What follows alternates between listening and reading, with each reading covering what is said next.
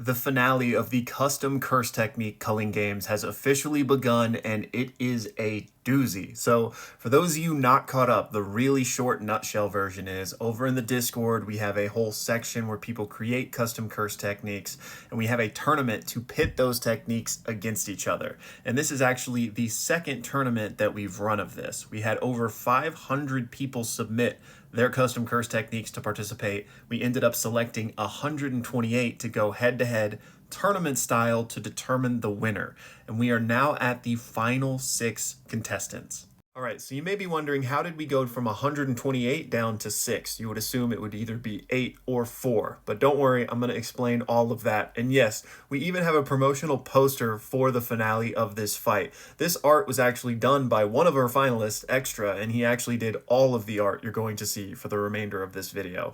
But before we break this down, I do need to give a special shout out to Crushing Blow, who is the game master for this custom curse technique tournament. It was his original idea to have the first culling games. He saw that all the way through, and now he has also seen this one all the way through. So thank you so much for all of your work, and also shout out to all of the mods that have been helping run this thing and keep this ship going. It couldn't be done without y'all. Okay, so now to break this down, and as you may have already deduced, our 6 finalists here are actually in teams of 2. So yes, the final round of this culling games is going to be a 3-way 2v2v2 matchup. So how did that come to be?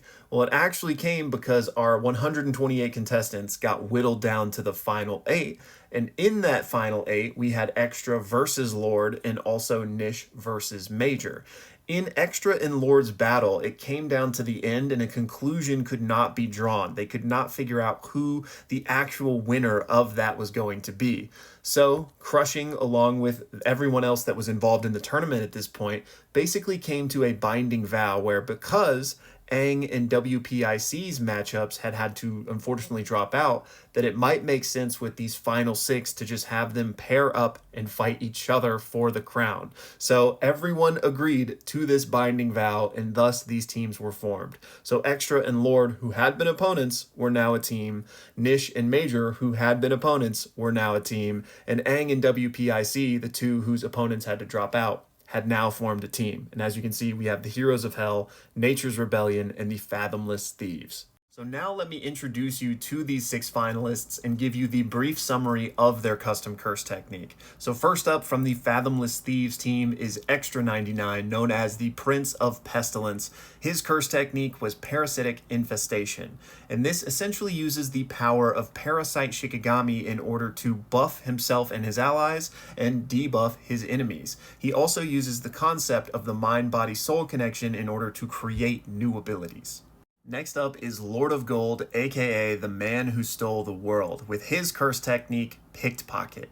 And here he can basically use the unseen gaps between space to access a pocket dimension. And he is able to steal basically anything, even concepts and the literal space itself. So he has a whole inventory of different tools he will use, just like Toji in Hidden Inventory. Next up, we've got the Nature's Rebellion team, starting with Major Pain, the Cold-Blooded, and his curse technique is called Reptilian Embrace, and he can basically use this technique to replicate the abilities of reptiles, such as having venomous fangs or scales, and he can basically combine all of the facets of this technique to turn into a dragon. Then next up, we've got Nish the Fish, aka the Blade that Rules the Storm, with the custom curse technique Emperor's Blade, which essentially lets them wield a katana that can manipulate the power of storms, such as giving them access to wind manipulation and also lightning control. And then last but certainly not least, we have the Heroes of Hell, starting with Aang, the Hellfire from Heaven, whose custom curse technique is called the Fabled Flames.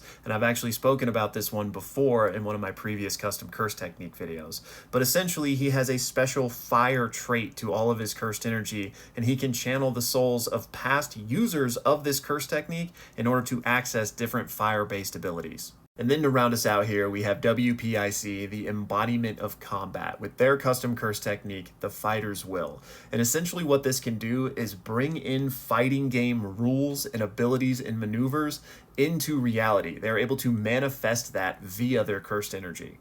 So there you have it. 128 entered, and these six fought tooth and nail in order to make their way to the championship.